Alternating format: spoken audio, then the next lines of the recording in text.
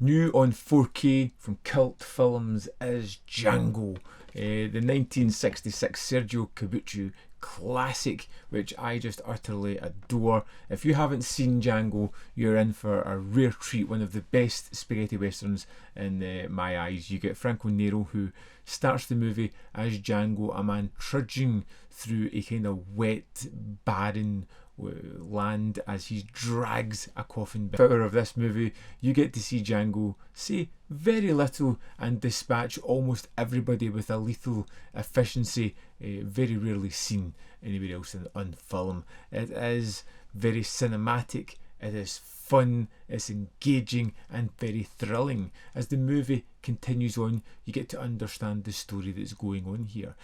Quello che importa è che voi state per morire. The different people that occupy this world, who come in and out very quickly, sometimes at the hand of Django, as he makes a connection with several people and just struggles to stick to his main driving goal at the heart of this one. There is an almost feeling of Yojimbo about it as this man kind of wanders into town. There is a captain that has a group of nasty people under his control who takes advantage of the townsfolk.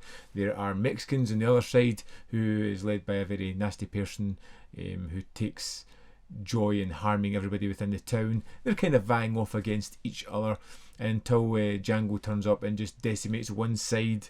The other side kind of takes over. He coerces them into doing various things, and the movie kind of like just ticks along.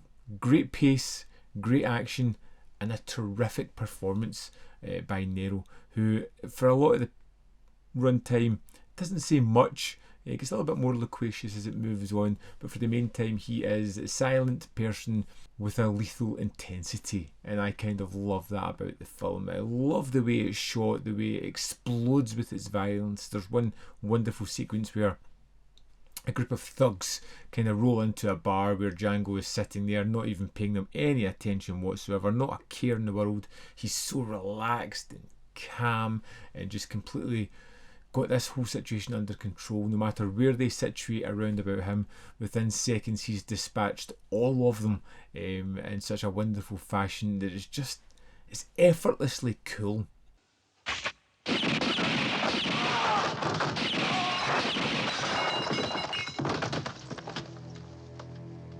Although the story is something that I have seen similarly done before, it doesn't matter because there is a sense of iconicness about this one. It takes those elements and pushes them up into something far grander than the other elements I've seen before in different films.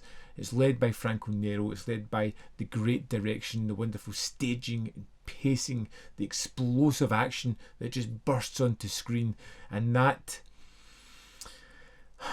utterly wonderful theme tune that every time I watch this movie gets locked into my skull and I find myself singing or humming along to it, doing mindless tasks, not realising how much it has wormed its way into my psyche. In fact, right now I am fighting the urge to allow that song out. The 4K for this looks wonderful. It is a terrific edition and it's got some wonderful extras on it as well. In fact, let's dive in and have a look at those extras right now. The bonus feature here is Tarantino's Django and Django, a 1 hour 20 documentary, which is phenomenal and worth the price of admission alone. We go to the extras. We have an introduction to Django by Alex Cox, which runs at 12 minutes 35 seconds. Does anybody who watches this channel knows I love Alex Cox? I could listen to him for hours, and again, he focuses on a couple of sequences about the legacy of Django in Britain, and it's just fascinating as always. Next up, we have an interview with Franco Nero, which is 12 minutes 38 seconds. How this one is all about working with Corbucci, how his youthful exuberance in athletics, the decathlon, helped him with the action set pieces, kind of come to terms with the makeup to try and make himself look more weathered. How some of the anecdotes he has with Corbucci about having fun sequences with him and playing with him on set, little pranks and things, which I won't spoil here. And then lastly we have Django and Me, an interview with Ruggero Deodato, which is 20 minutes 20 seconds. Deodato kind of covers his career a little bit, talking about working with Rossellini, doing 7 films back to back, and then moving on to other productions and just being kind of shocked with the difference and kind of learning his trade working with Corbucci and what he kind of learned from him. Again, another excellent extra. And that's the extras on the disc for Django. You get a double-sided art card with this, which has a poster for Django and Django, as well as the old school Django poster. You get a 64-page booklet with this as well, which has some great essays in it. I think my favourite was the Magnificent Strangers essay, where it kind of talks about the stoic nature or woodenness of some of the leading men within this kind of series or sub-genre. It's another great read. There are many great essays in this as well. It's a terrific package all round. There is a hard slip case that is numbered as well, if you're into that. There we have it. An essential release out now is Django. Sergio Corbucci's film comes with great extras, great packaging, fantastic presentation, and a terrific film. In fact, the one kind of thing I do want to touch on just before I go is Sergio Corbucci's other film, The Great Silence, and the similarities between our two protagonists in this one. And you can kind of see within the 2 years between these films how the kind of loss of hope has kind of stifled into The Great Silence, where it becomes much more nihilistic at the end of it.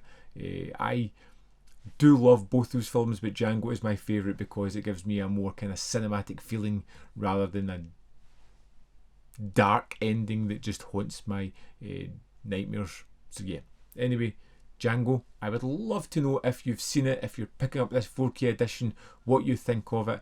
And while we're watching this review, did the song pump out of your head and going to just linger about there for days? So let me know in the comment box below whether you love Django, hate him, find it somewhere in the middle. I can't wait to read your comments on this one because it's personally a terrific film, one that I just adore. As always, there is more content up here. You can see more of my stuff. In the description box below are links to Patreon, membership program and manvfilm.com, all ways in which you can support me. Thanks for watching, and I'll see you next time.